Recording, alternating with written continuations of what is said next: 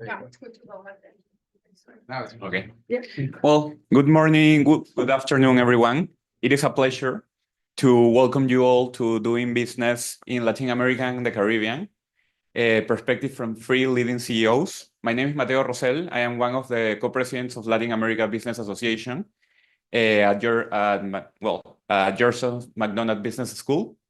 Today's event, organized in collaboration with Georgetown Americas Institute, Latin American Business Association, and Latin American Leadership Program, aims to address some of the most pressing questions surrounding investment and business opportunities in Latin America. Recent economic reforms, the abundance of natural resources, and the strength of certain domestic markets have positioned many countries in the region to capitalize on these global shifts. The realignment of supply chains and the growing momentum toward the energy transition are creating avenues for growth and investment in our region. However, doing business in Latin America also presents distinct challenges that we have to navigate. Market fragmentation, a complex regulatory environment, and policy shifts. Additionally, political risks remain a key factor that firms must navigate in the region. This event brings together top business leaders from companies like Bancolombia, Technoglass, and Grupo Progresso, who will share their perspectives on these opportunities and challenges. Throughout this conversation, we aim to explore and to tackle crucial questions. These topics will be discussed by Christian Daes, Chief Operating Officer of Technoglass, José Raúl González, CEO of Grupo Progreso, and Juan Carlos Mora, President of Bancolombia Group. Leaders and pioneers in banking and industry across Latin America. Before we move forward with the discussion, I would like to introduce our two moderators for today's event, Juan Carlos Iragorri and Karina Charri. Juan Carlos Iragorri is the director and main host of Georgetown Americas Institute podcast called Y Esto No Es Todo, a Colombian journalist with over 35 years of experience, which led him to earn an Emmy Award, the Premio Internacional Rey de España de Periodismo and the Premio Nacional de Periodismo Simón Bolívar. He also has been a news correspondent in Madrid and Washington, D.C. for over 20 years. He is author of 3 books and has received fellowship in Harvard University and Oxford University. Karina Charri, co-president of Latin American Business Association, holds a bachelor's degree in finance and international relations and has experience in the banking industry in Colombia. She has worked with various companies across multiple industries in both the private and public sector. This experience has equipped her to navigate the opportunities and challenges presented in the region. We're incredibly fortunate to have this distinguished panelist with us today. I am confident that the perspectives they bring will offer valuable insights into the evolving landscape of business in Latin America and the Caribbean. Now, without further ado, please join me in welcoming Juan Carlos Iragorri, Karina Charri, Juan Carlos Mora, José Raúl González, and Christian Daes.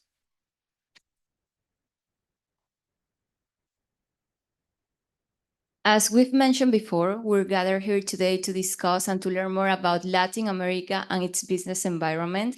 I know that you're eager to learn from our speakers on how to navigate economic, political, and also regulatory adversities while capitalizing on the rich diversity of a region like Latin America, especially that is abundant in natural resources, but more importantly, in talented and skilled people.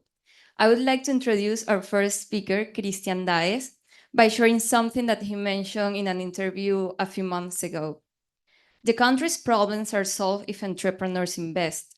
We, as entrepreneurs, cannot allow ourselves to be intimidated by any situation. Technoglass, for example, continues its work regardless of the context by creating solutions and delivering strong results. I think those words embody the spirit of resilience and leadership, and today we see the evidence of Technoglass showing that spirit. We can say that Technoglass is a top-tier company leading the way in the high-end aluminum, vinyl windows, and architectural glass for both commercial and also residential markets. Technoglass, which is listed in the New York Stock Exchange, has grown to become the second largest supplier in the US market, which is a testament of resilience, but also of sustained performance and innovation. It is my pleasure to introduce Christian Daes, the Chief Operating Officer, co-founder, but most importantly, the visionary and leader behind the success of Technoglass. Too many kind words in one phrase, so it's difficult to. You can always defend when somebody insults you, but you cannot defend yourself when somebody talks good about you. This is a family business. Technoglass is nowadays in the East Coast of the US. We have probably 10 buildings in Washington, 15 in Boston, Philadelphia, Pennsylvania, Baltimore. In Miami, we have 70% of everything, every window that is purchased. All the buildings of South Florida, they have our brand name for the last 25 years, 30 years. We began very small, 5 people, no budget, $20,000, eating garbage, trying to make it up in a very difficult environment. Still, the environment is the same. I don't think it has gotten any worse. We don't let any. I always tell people in Technoglass, we have seen 10 presidents go by, so we cannot have our future on anybody's hands. It's in our hands. We have had many failures. We went into Chapter 11 2 times in the way.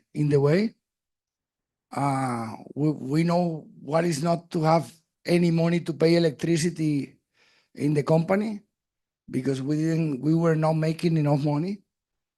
We were denied loans. We were stepped all over. They have done all kinds of what the usual that happens to business. That is, people step all over you, and it all depends on you if you want to make it up, if you want to go on, or you want to stop and let the environment swallow you. That's something that we are not going to ever allow. In Technoglass, we have more products for hurricane than any of the 10 companies combined in hurricane. We are the experts, and we have managed to grow our portfolio in a way that is already over $1 billion of sales with a good profit. We make 20% net profit after taxes, which is easy to say but difficult to make. And then when I hear people talking about how bad the economy is, how terrible Colombia, how terrible the president, the politics, and all that, I think that they forget that it doesn't come easy. It's difficult to get a good body shape if you eat too much, you don't exercise, and you don't go out. I mean, you're never going to have it. So in Technoglass, we have conquered tragedy. They have tried to finish us in many ways. They have tried every single way because that's the usual in business. I mean, the competition, they try to go against you. Politics tries to intervene in your business. But let me tell you, Colombia is a jewel in the making. It's a diamond to be polished. You have the best human resources that you could ever have in any country. You have the ability to make them understand quickly. We have 10,500 employees working with us, and we don't have a union because we take care of people, we take care of the business, we are on top of it. And I know that, people say, oh, why don't you leave? I could choose to leave and be very rich, take my money and run and hide. Or I could be the last one with the flag defending the business until the last day, which I don't know if it's going to be today, tomorrow, in 5 years, in 10, or in 20. Because I remember in 1970, my uncle, who was a rich man, talking about how everybody had to leave Colombia because the guerrilla had taken over.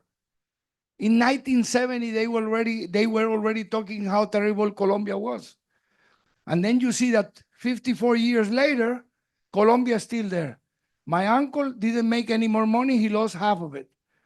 And we multiply what we had by 20 million. So choose whatever you want to do. I chose to come here because let me tell you, you are the future. We depend on you, entrepreneurs, people who come to educate themselves in a beautiful and prestigious university. And if the thought that you have in your mind is that you have to stay here because there is no future in our countries, you're completely wrong. The waters in the US are shallow. Yeah, they are beautiful and calm, but they are not deep waters like we have in our countries where there is a lot of money to be made. So you choose whatever you want. That's the only reason why I woke up this morning at 3:30 in the morning to come over to talk to you, because my soul is sad to hear that nobody wants to be an entrepreneur anymore. Nobody wants to invest in Colombia. Colombians don't want to invest in Colombia. You see people from other countries, they all see a future in Colombia. But we don't see it out there because we chose not to see it, not now, for a long time. We have a new excuse now. But it has been like that for the last 50 some years. And I just believe that you can be very rich and lose your soul, or you can do the right thing and sleep comfortably every night when you put your head down in the pillow. And that's what I normally do. I sleep with my conscience clean because I try to build the most that I can until the last day. When is the last day? If anybody knew, they wouldn't be working in anything. They would be, telling the lotto numbers and who's going to win the champion and all that. So don't sit down to expect to wait for better days. Maybe these are the better days, and you are not seeing them because you were taken over by the rest. And the rest doesn't want anybody else to do anything else, so they can all level down in the bottom. That's it. That's what I came to say. Thank you. I can leave now.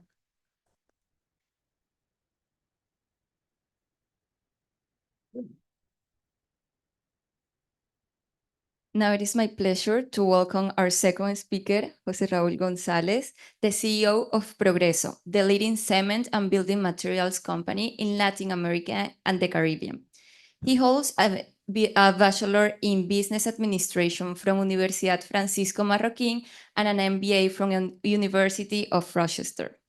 Mr. González has 35 years of experience in different industries, including banking and retail. Before joining Progresso, he had an 18-year career as the CFO of CBC, the Pepsi Cola anchor bottler of Central America and the Caribbean, where he participated in the design and execution of the regional expansion of the company.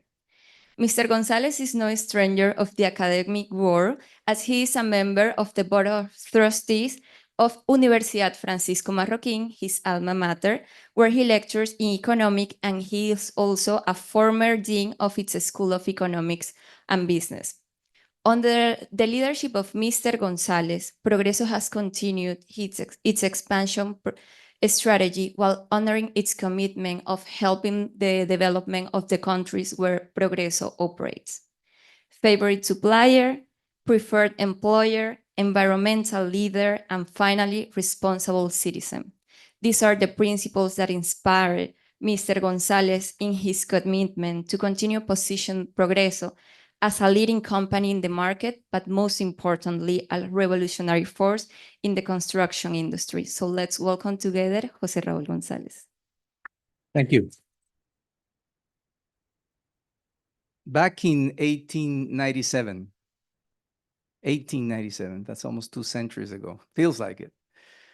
Cement had probably, as we know cement today, 10 years of having invented, quote unquote.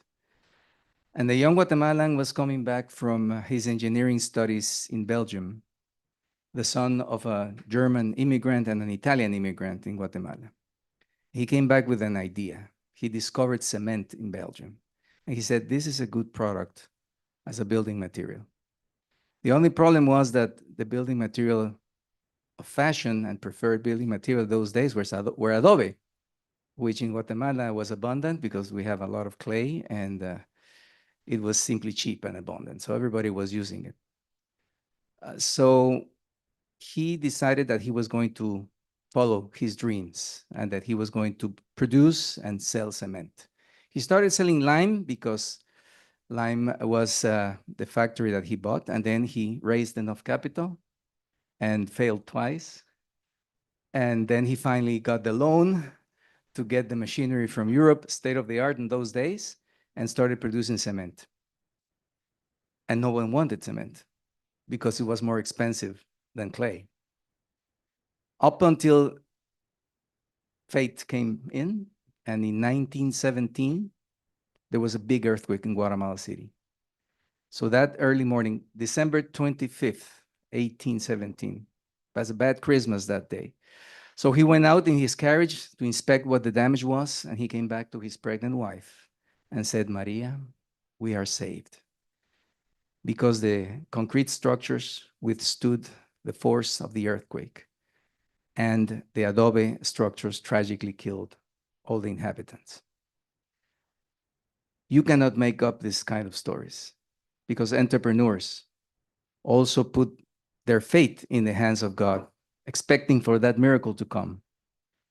And after that, life was easy, because we demonstrated the qualities of concrete, except for the fact that we had to go through the first pandemic, 1918 Spanish flu, First World War, Second World War, the Great Depression, and so on and so forth. Truly, entrepreneurs are the heroes of this story, the ones that are living and the ones that have passed away, but have left their example and their vision.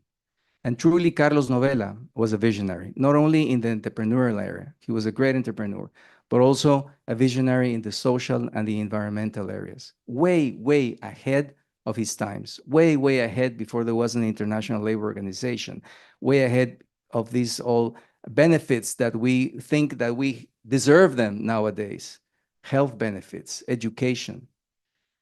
He started giving health benefits and education to his workers and families way before this was a expected benefit.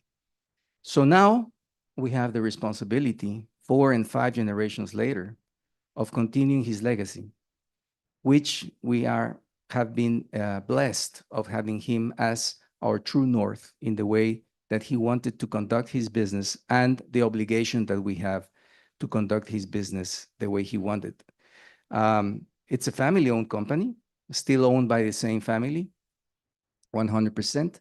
And now we have diversified, so to speak. Not only we sell cement, we sell concrete, we have a retail stores, we manufacture our own bags for the cement. We also are in the distribution of electricity business. Everything that is complementary to the building materials area that we think we know how to manage.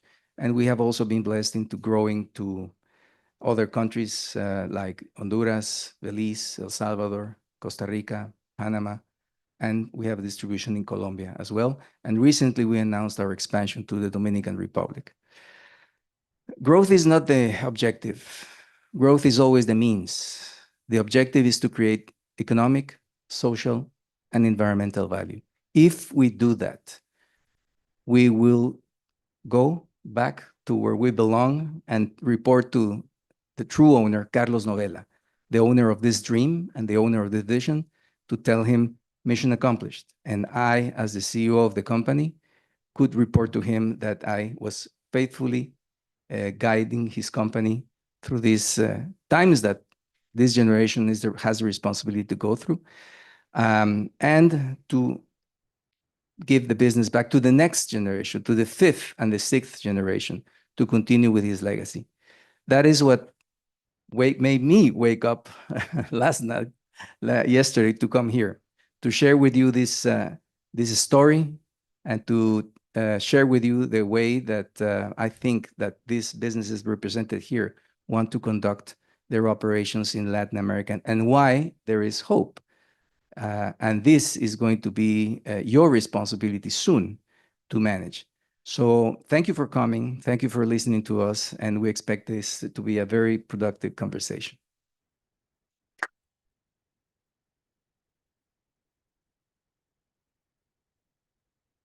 Now let's welcome our last, but certainly not least speaker, Juan Carlos Mora, the president of what I think is one of the most loved and valued groups in Colombia, Bancolombia, which is also one of the largest financial conglomerates in Latin America, with 150 years of experience promoting also sustainable economic development. Bancolombia has operations in 5 countries, and the group has more than 30,000 employees and 31 million customers. Mr. Mora might well be one of the people that better know Bancolombia. He has been in the company for 30 years, and he has held different positions, such as Vice President of Risk and Vice President of Technology. And since 2016, he assumed the presidency of the group. Among his achievements, we find that he led the group's entry into the Dow Jones Sustainability Index, and furthermore, he promoted a strategy of diversity, equity, and inclusion that is really needed, especially in the business environment. The company opened more opportunities for people looking to be part of this company thanks to this initiative.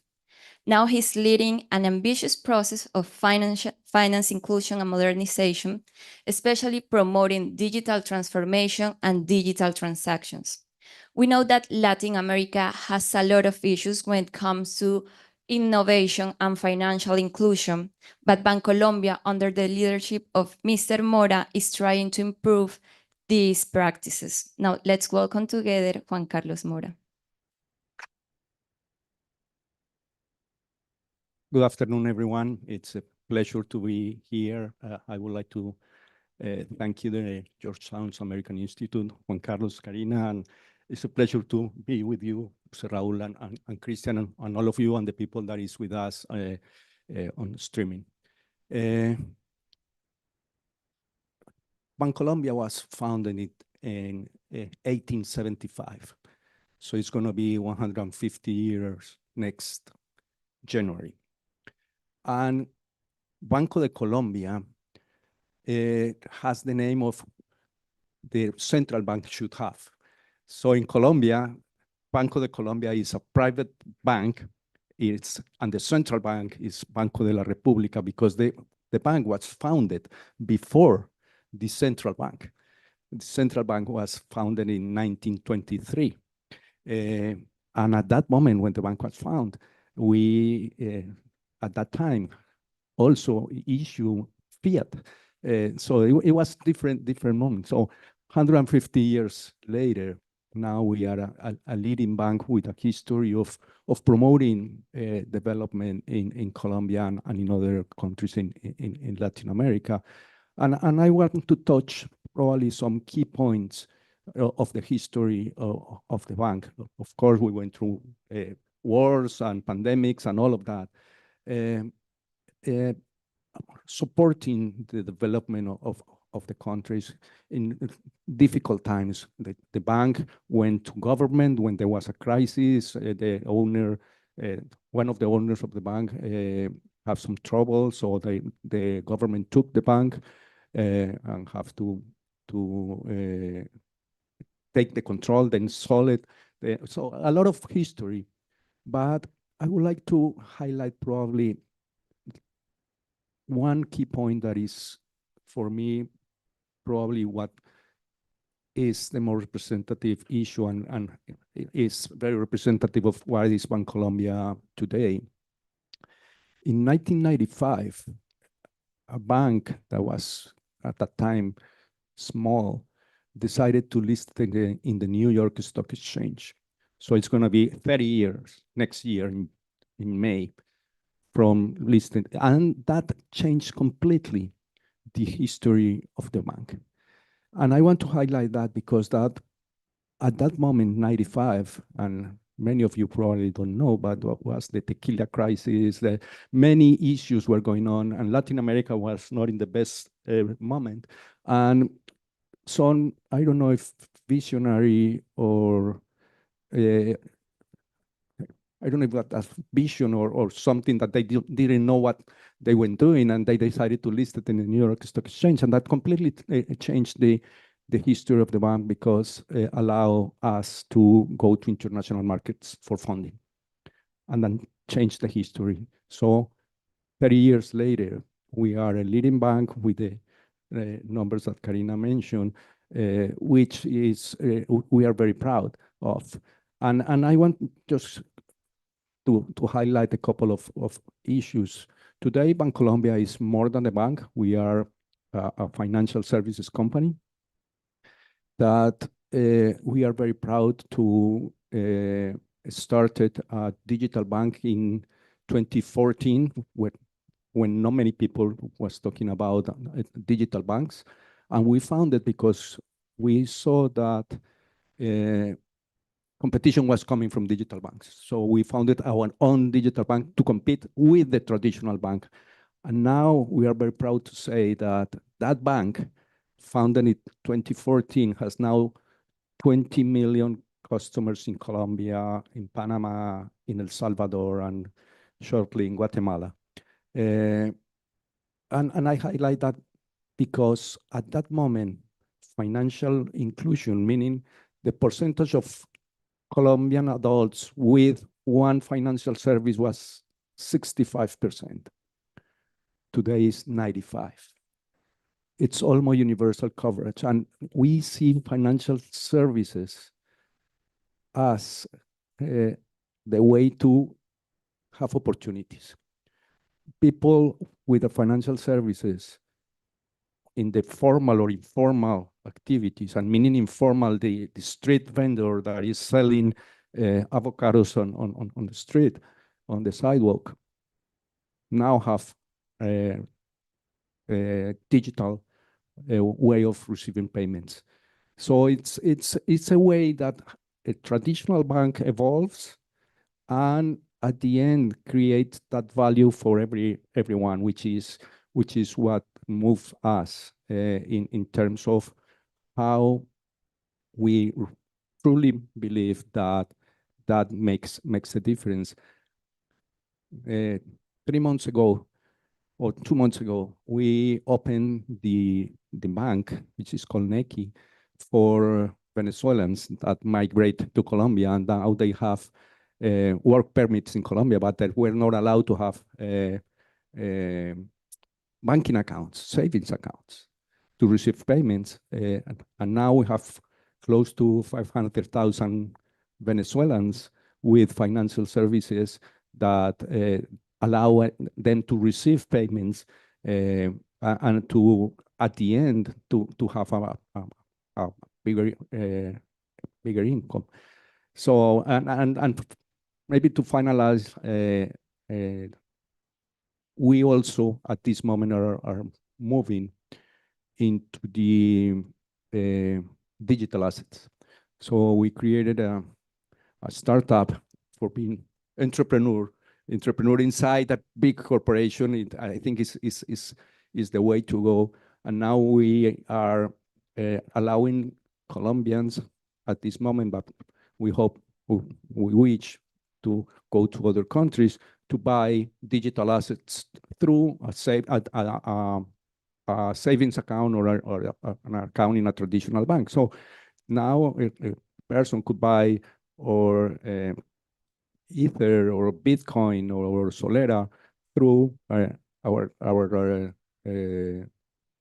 accounts. So that's to illustrate that we need to move and continue evolving in this world that is changing a lot. And maybe to finalize, I would like to thank you, Karina, for her kind words, but just to emphasize that we are a bank and we know that banks are not very loved. But in our case, we are very proud to be one of the best companies for work in Colombia, but also we are the first company in terms of reputation.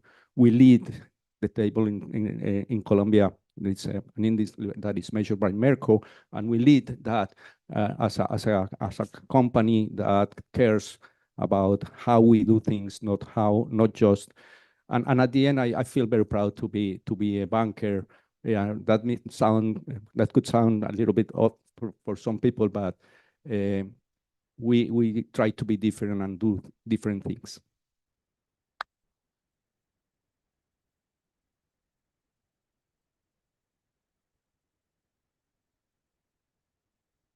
Okay, now I'm going to ask some very quick questions to these CEOs. The first question is for Christian Daes.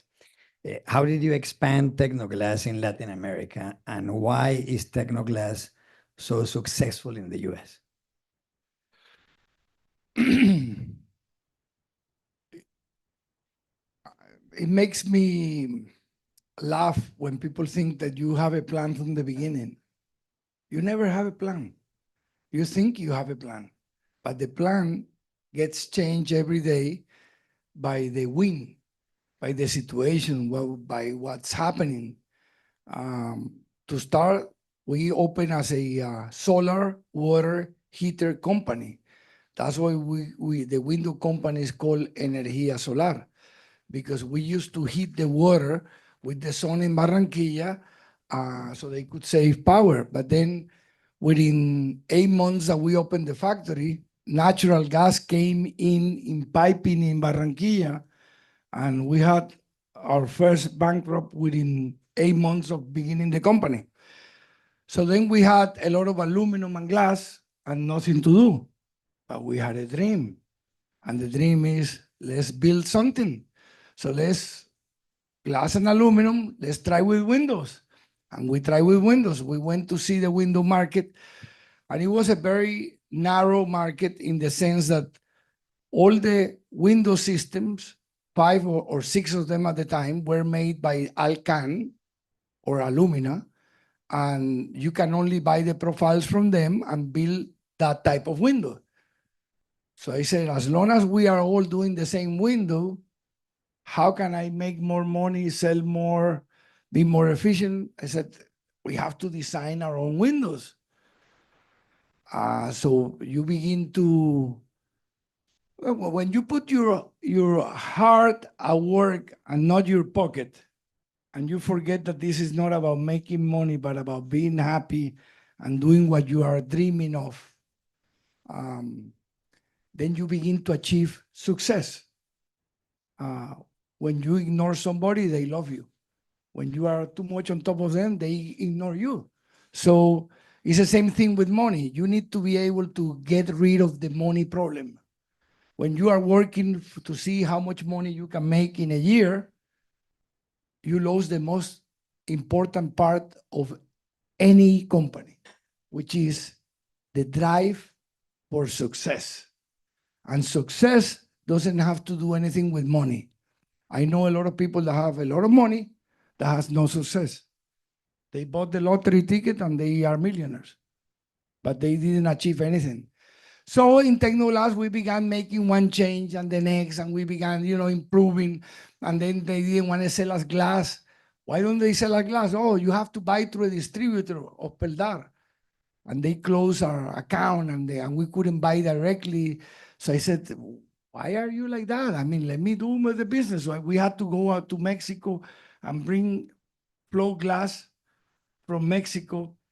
And then I used to put in all my quotes, we sell flow glass, automotive quality, not like the pale dark glass that, that makes a dead person wink the eye because it has a lot of distortion in it. So you begin to build up, and then we had the worst crisis ever in Colombia in 1995. Construction died. We had just gotten a loan from Bancolombia, $2 million. The colors of Technoglass inside are yellow and blue and gray in honor to Bancolombia. Hey, come and see it. One day, come and see it. So we had all the floors and everything painted like that. And when we got the first crisis, because there was no construction, and we were with an overdraft for $210,000 that we couldn't cover for 6 or 7 months. The factory was about to close, but several things happened within a week, one from the other. One of them is I found somebody who was a little, a handicapped person waiting for a family member to sell them a póliza de capitalización, which is like an insurance that you buy, and they take out of 100,000 people, they take a number, and if you win, they pay you $1,000, 1,000 times what you've been saving. So we bought the policy February 6, 1996, and we won it February 21, 1996, 15 days after. We just bought it and we won it. My family, my cousin didn't want to buy from the guy. I felt bad for him. I had no money, but I gave him $250,000. I said, okay, let's save this. I won. I took the check, 250 million, which was $250,000. I went to Bancolombia, and Rosa Maria Munarriz, which was the manager of the bank in Barranquilla, and Sergio Espinosa, they told me, hey, don't deposit the check here. Why? Oh, Bancolombia doesn't want you anymore as a customer. You have an overdraft for 6 months and you don't cover, and there is no construction. I said, well, listen, wait.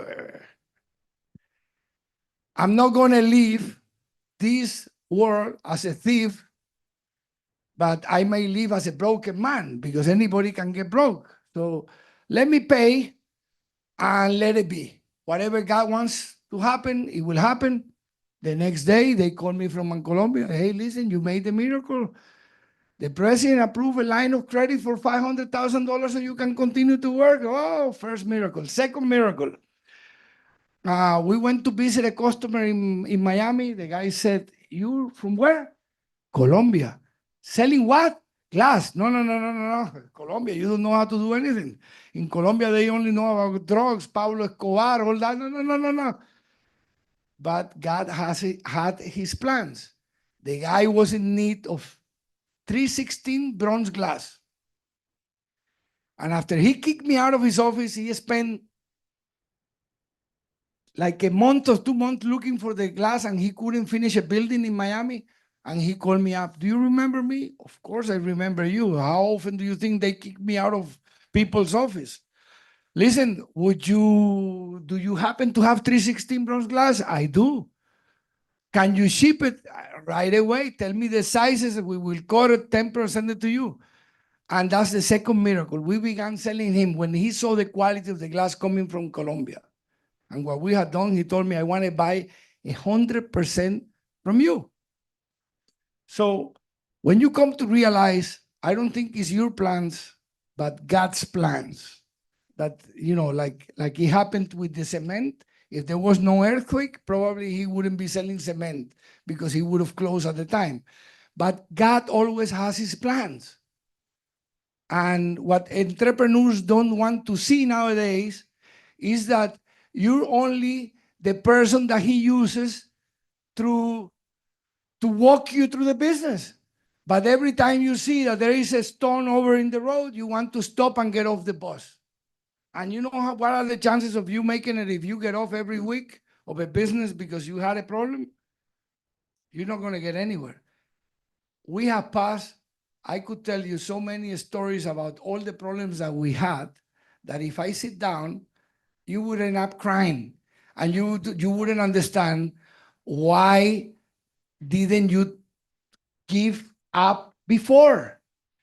And the reason why is because the drive inside was always faith and happiness. I wanted to be happy. I wanted to have the best windows in the market, and I trusted God. And I went the whole way. And today, we're a company selling over $1 billion in windows, making over $200 million after taxes that we pay a lot, and a successful business is the most known, is the least known, most used window company in the world. Nobody knows who we are, but we are everywhere. So I'm happy for that. Don't lose faith. Keep on going. Don't give it up. Nothing comes easy. Thank you very much. Now I would like to ask Jose Raul Gonzalez, when you want to expand a company like Progresso in Latin America, what's the biggest challenge? No plans. It's amazing, right? At Progreso, I love this guy, by the way. No, this is God's working right now. Yeah, indeed. But at Progreso, we say that profit is not the objective. Profit will be the consequence of following your business procedures according to the way Carlos Novela wanted us to follow, and with all his values and principles.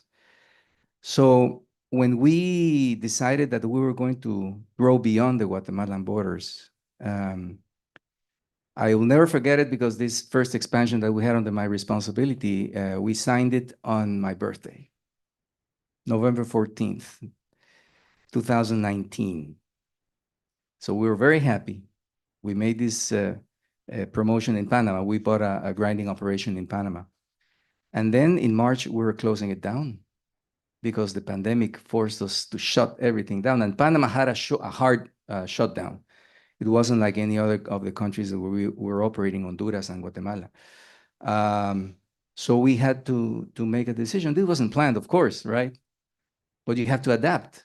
And like Darwin used to say, the species that survives is not the strongest, not the smartest, but the one who is able to adapt to the changing environment. So we needed to make a decision. What are we going to do with the business that we just bought that is not operational, it's not working, there's no market? We didn't know what to do, but I went to the board and we all agreed what not to do, which was we were not going to fire anybody. Because over this year, we're going to be 125 years old. Over 100 years or so, we've had several crises, and this was not going to be the generation that we're going to see the bottom line in the worst possible moment.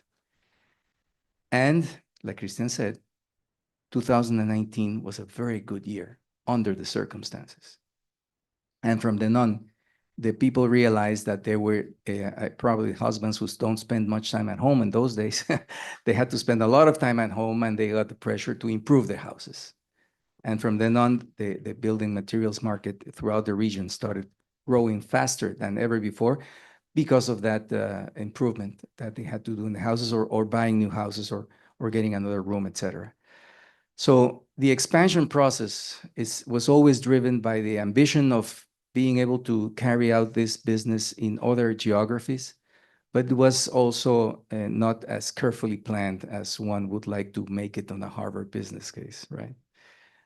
Because truly, you can set up a vision, you can go after your dreams, but then everything is going to change. They say that the best war plan goes off once the first bullet is fired, and it is true.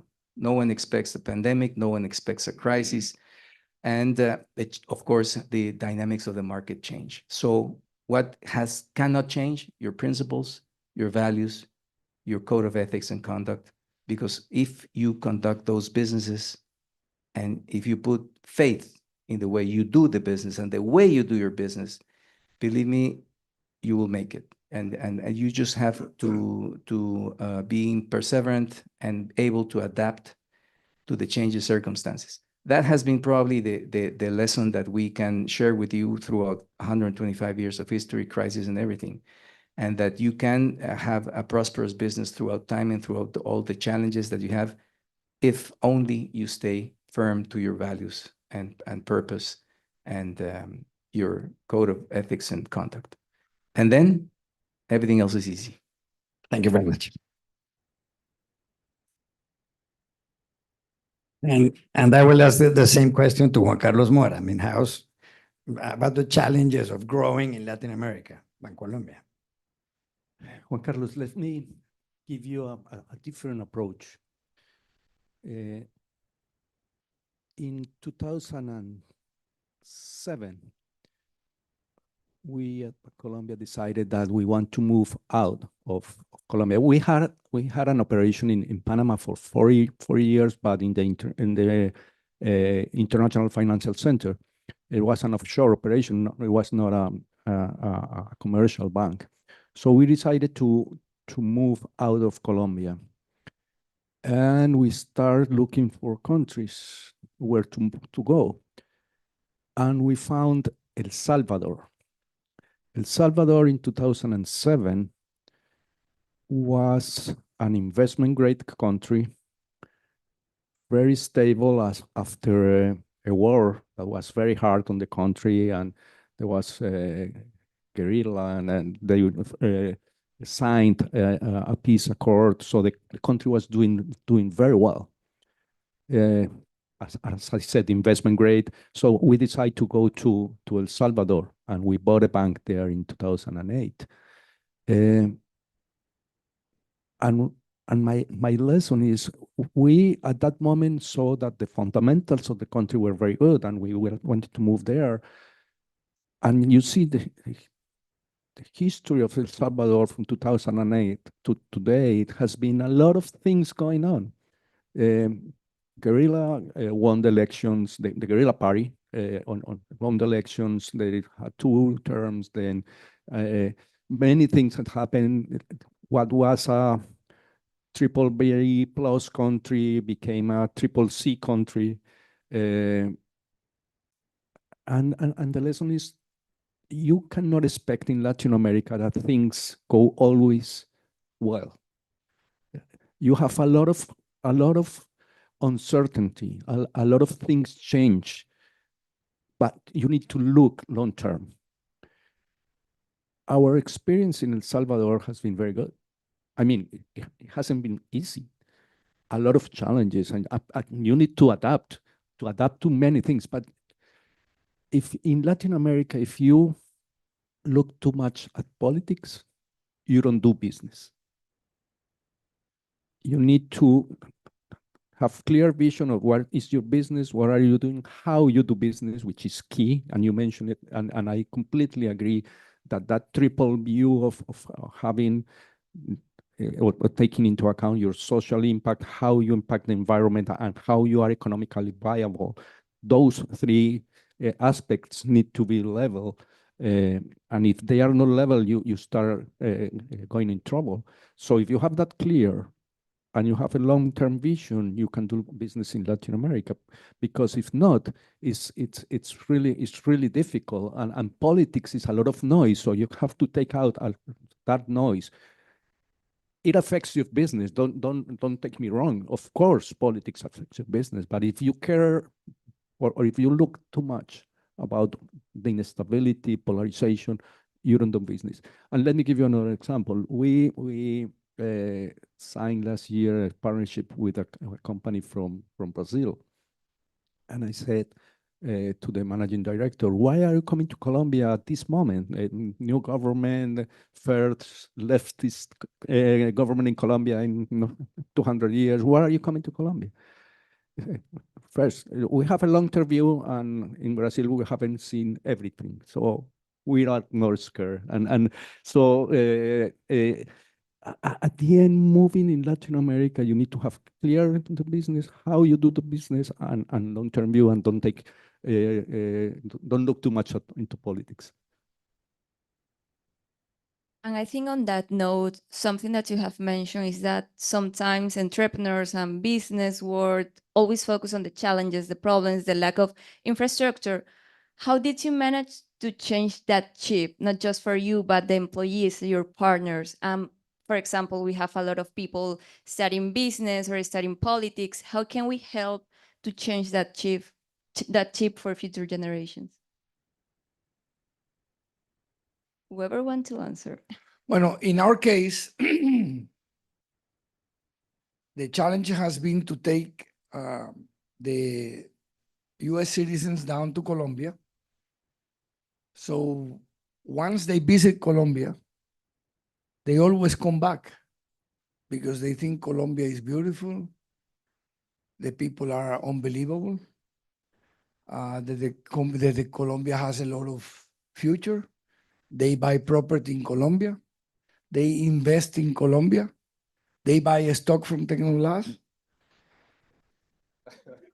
But the problem is we don't believe in ourselves. I mean, we are like that diamond that you have that goes from hand to hand and nobody wants to get a hold of it because think it's not worth it anything. And somebody is making it big. And that's why I say there should be 20 or 30 or 50 Technoglass in Colombia making products and exporting them because we have enough human resources. We have a perfect location, 2-3 days away by boat from Miami, 4 days from Houston, 11 from LA. We go to Europe. We go everywhere. We can go to the Caribbean, to Central America quickly. But we're not exporting anything. We are one of the few countries in Latin America that has a deficit with the US. The US exports more to Colombia than we export back. And not only that, 65% of what we export to the US is commodities. Coffee, oil, coal, banana, that has no added value and no extra profit. So evidently we have a problem is we are beautiful, but we don't walk like beautiful. You know how you see a person when you see a lady that is walking and you say, she's not beautiful, but she has a charm in the way she projects, how she looks. And people, when they go down to Colombia, they cannot believe in the place that we are living. They say, hey, everything is perfect here.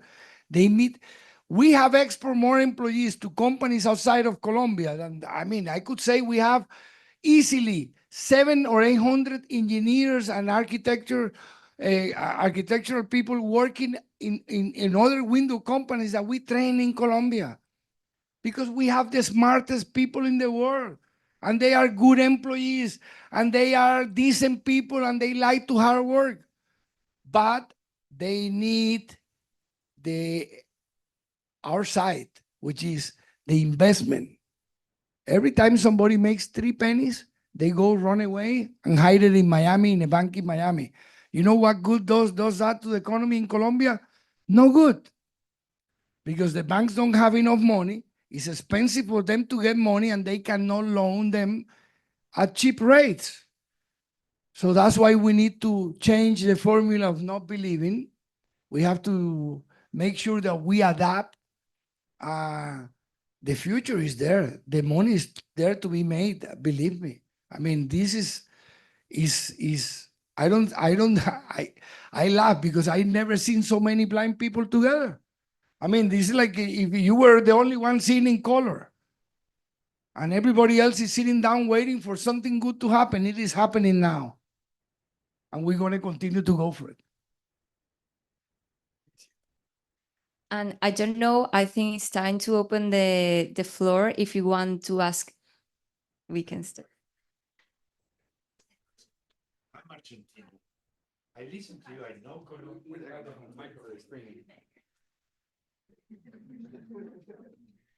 It's okay? I will forgive what happened in Copa America. Don't worry. No, that's can go fine. That's fine. But you won last week, so that's fine. We are now even. I work in Colombia, I work in Guatemala, I work in El Salvador. So I was a consultant, so I know and I love all your countries. And even in Peru, where you say the political system is a disaster.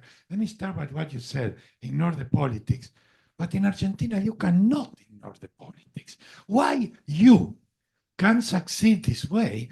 And I don't believe that in our countries, without a solution to the political system, things cannot be done. Perhaps I'm wrong. I'm a political scientist, so then I may be, after 30 years of being consultant with international development, but come on, you said God drives me. Fine. I also believe because the power of faith is great. But what would you do if you were Argentinian? So, Hey, maybe you know what the problem is? That you haven't realized that you have seen 10 presidents go by while you've been a consultant. Politicians are politicians. You can expect from them anything different. They all get there. They want to stay in power. They feel like they own the world because they are the president. They get used to being called president and the respect and the planes and the power of having the control. But if you don't let them the environment contaminate your thoughts, I see that you believe in God, but you're tying your camel. If I mean, you have a camel, you trust God. Hey, let the camel sit. If he wants to go, let him go. I mean, and it's not that I'm not worried. Sometimes I get worried, but then I remember, how was I born? Naked with nothing. And how are you going to go back? In dust. So what are you worried about? Why don't you do what you have to do, what your conscience tells you to do, and forget about the rest? Why are you going to worry about things that you don't control? What is the purpose of that? I mean, do you know if you're going to be alive tomorrow? When he invited me 7 months ago to come here, September 26th, I said, listen, I don't know if I'm going to be alive. For God's sake, how can you make such an invitation? Don't be so obnoxious. I mean, invite me 15 days before. I mean, be serious. Who can invite 9 months before? Can let me address a little bit of your question, because I understand your frustration, and don't get us wrong. We get frustrated. Yeah. Well, we get frustrated, but I think that the adaptation that brings a very important thing. How can we adapt to bad governments? And what should we do as corporate citizens when you have to face a bad government, which is all the time, right? Because probably you have changed right now to a different kind of government.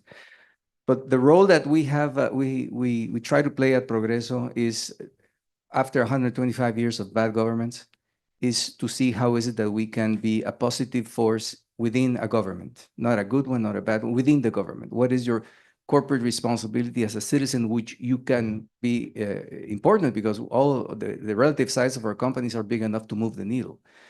So we have tried to participate in bringing good ideas, see if they can take them.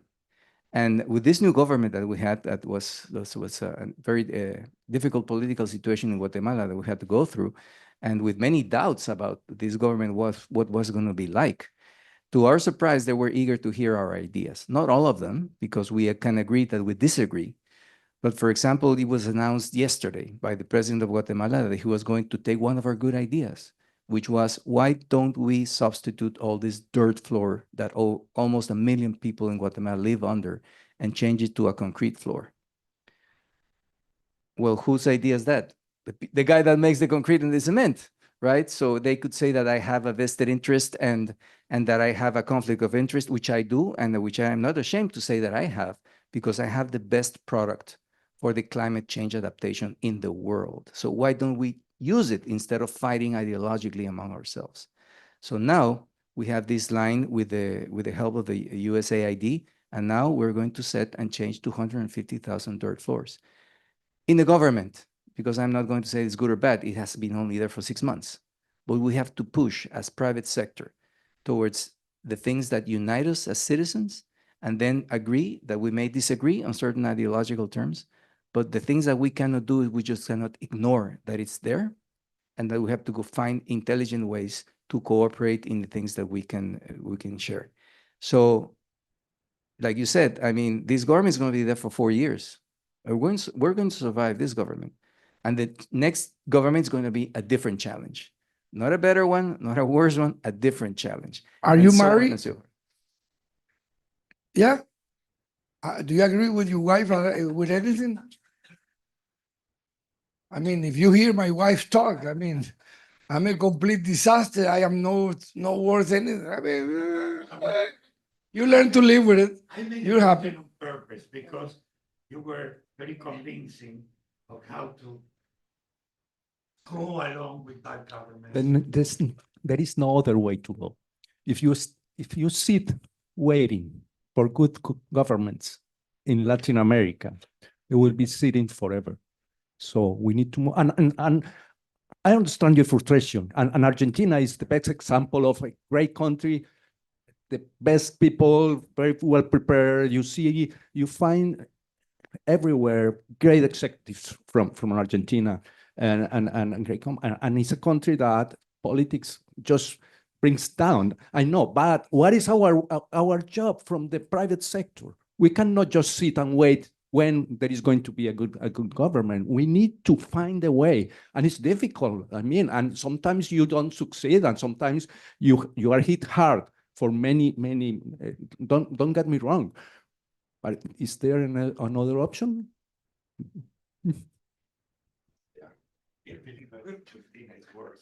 It's the way it is. The name of the game. It's a nice challenge. Good afternoon. Thank you for being here. My name is Nicolas. I'm a second-year student in the undergraduate business school here.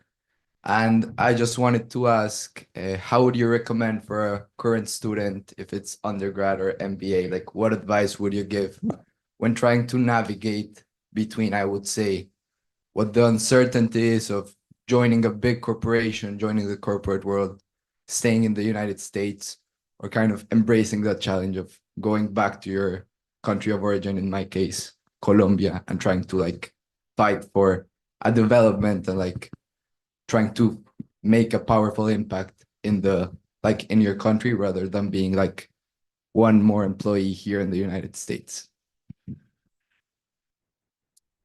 When you spend so much money being trained and educated in a university like this one, or many others that I have all my friends, cousins, and everybody go to, and when you ask them, where do you want to work? And they mention they want to work in a company, all I think is, wow, they wasted 4 years. Because, listen, you can be your own boss, you can lead your own way, you can put the fire inside of you and go out there and kick some, or you can die behind a desk and you choose what you want to do. But if you, the ones that have the opportunity to come here and take this education from professors that are the masters and go back to end up behind a desk working for X company, even if it's mine, you have lost part of your soul. Now, I completely agree that some people, they don't want to risk anything. So they are comfortable sitting down behind a desk. I will never be. I mean, the other day we had a big offer for the company some years ago. And I was thinking, and what am I going to do with the money? Give it to a banker so he can invest it for me and wake up every morning and do nothing? And all I have to worry is if it went up or down, the loans, no, I'm not prepared for that. And you have a responsibility. You're here. You're getting better education than most people are. Don't waste it. Please. I mean, we need the talent. I was telling Karina, if she stays here, because, I'm only going to go to Valledupar once every 3 years to a Festival Vallenato. Listen, we wasted our time, like a family, like a country, like everything. And don't do it. Go for it. We need you. We need you back in Latin American countries. The reason why Venezuela was taken over so easily is because everyone that had something left. So when you leave nobody with a clear brain there, because everybody had to leave, what happens is they end up having all the ones that want to stay and get rich. And we cannot let them go that way, at least not in Colombia. I'm going to be there until the last minute. They will have to take me out dead or put me in jail. But I'm not leaving my country for no reason. I'm going to continue to work, and I recommend that you guys realize the opportunity that God is offering you. Take advantage of this. Don't end up working for $5, $6, $8, $10, $12, $15,000 for somebody else doing reports.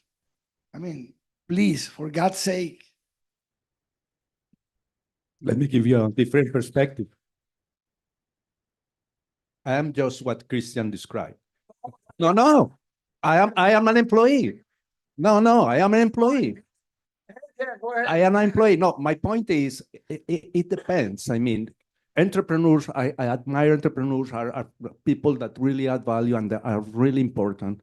And we work with a lot of them and we support them.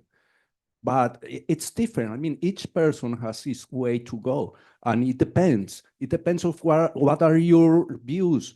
But let me tell you, if you want the opportunity to get some experience, even to start a business and with the difficulties of starting a business and probably fail, which is a great opportunity to learn. It's hard, but it's a great opportunity to learn. And you can go back to your country to. I think that's important because, as Christian said, we need talent, prepared talent in Latin America. And you had the opportunity to come to a great university, to have a great education. So going back at the time that is right for you, it depends. It depends of each one. But I suggest that you consider going back or to start a business or to work for a company, which I haven't done for 33 years.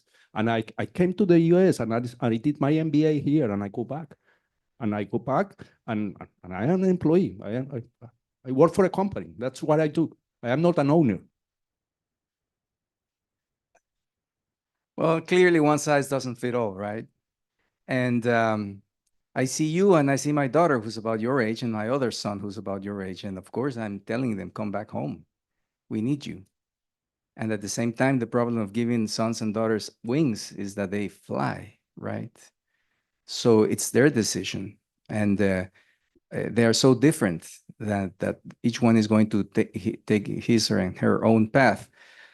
But whatever path you take, I would suggest that you remember what Christian said today. Put that path in the hands of God, and He is going to take you wherever you belong. Right now, you belong to your studies, and you better get the better grades that you want, and don't rush it. Don't crash it, but don't rush it.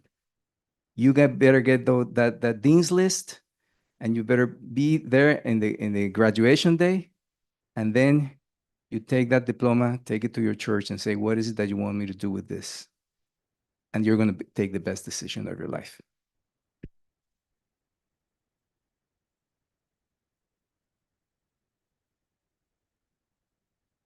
All right, we're gonna take a break from the panel, and we're gonna come out here and have a short lunch reception. If you have any questions left, you can just ask them directly. Thank you all for coming, and let's give a round of applause to our panelists.